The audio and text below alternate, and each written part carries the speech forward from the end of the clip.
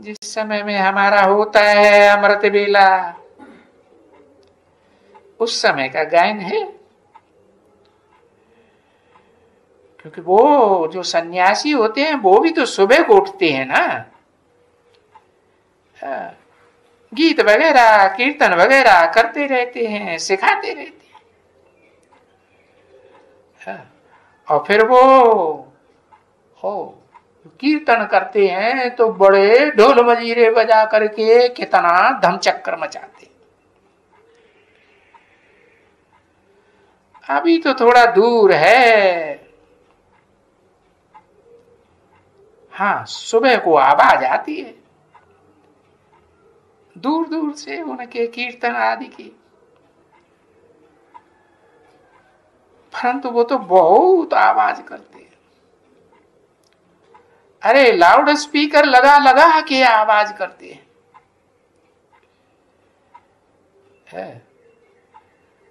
और यहां जब आते हैं नजदीक में तो तुमको पता चलता है कि यही है।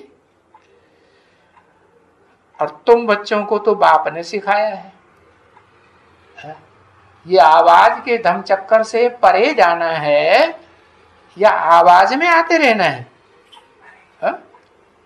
अरे आवाज भी तो देह का अंग है ना, देह के अंगों से ही निकलती है ना, तो इससे भी परे जाना है।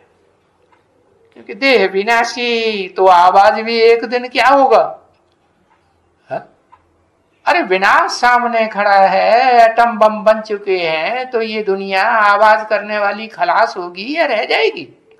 खलास हो जाएगी। तो वो तो बैठ करके कितनी आवाज करते हैं। तो देखो उनकी आवाजों का ये विघन तुम्हारे को भी आ जाता है। ये विघन है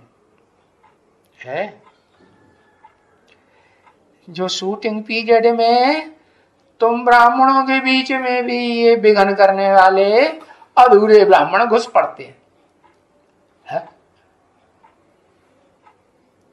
घुसते हैं कि नहीं? है कितना धमचक्कर मचाते हैं, परंतु तुम तो बड़े मजबूत हो, है? कोई गीत बात नहीं, हाँ कोई ट्यून वेन नहीं, है? मजबूत हो कि कच्चे पड़ जाते हो उनके संग के रंग में? है मजबूत रहते हो। आवाज की तुमको कोई परवाह नहीं, परवाह करते ही नहीं हो, है? अरे तुम तो ऐसे पक्के हो गए क्या कि याद में मस्त रहते हो। एक बाप की याद में रहना है ना, है? जैसे वो आशिक मासूक होते हैं, है? आसपास की दुनिया में उन्हें कुछ भी दिखाई नहीं पड़ता, कुछ सुनाई पड़ता है क्या? बस आपस में ही मस्ती में रहते हैं। ऐसे ही तुम्हारा एक शिव बाबा, दूसरा ना कोई, तो तुमको तो फिर देखो कितनी खुशी होती है,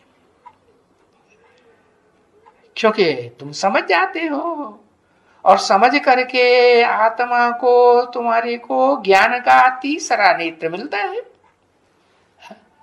उस तीसरे नेत्र को क्या कहते हैं? शिव नेत्र कहते हैं ना, कि शंकर नेत्र, ब्रह्मा नेत्र, विष्णु नेत्र ऐसे कहते हैं?